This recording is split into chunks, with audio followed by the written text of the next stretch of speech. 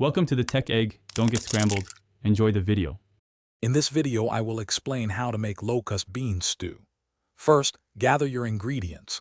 Locust beans, palm oil, protein of choice like smoked fish or beef, onions, peppers, and seasoning cubes.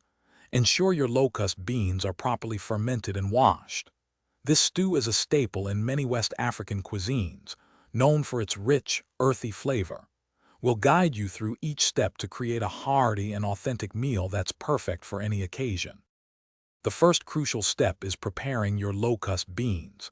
If using dried beans, soak them in water overnight or for at least 12 hours to rehydrate them fully. Next, boil the soaked beans until they are incredibly soft, almost mushy. This can take several hours. Once tender, mash them into a smooth paste. This paste forms the unique, umami-rich foundation of your delicious stew. Now let's build the stew base. Heat about 250 milliliters of palm oil in a large pot over medium heat.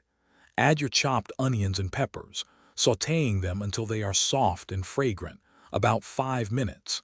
Then, incorporate the mashed locust bean paste into the pot. Stir everything together thoroughly, allowing the flavors to meld. This step is vital for developing the stew's characteristic depth and aroma. To finish your stew, add your pre-cooked protein such as smoked fish or beef, along with seasoning cubes and a pinch of salt to taste. Stir everything well, ensuring all ingredients are combined. Allow the stew to simmer gently for 15 to 20 minutes, letting the flavors fully develop and the stew thicken slightly. Serve your hot, aromatic locust bean stew with a side of rice, boiled yam, or plantains for a truly satisfying meal. Thanks for watching. Consider subscribing if I helped unscramble your problems.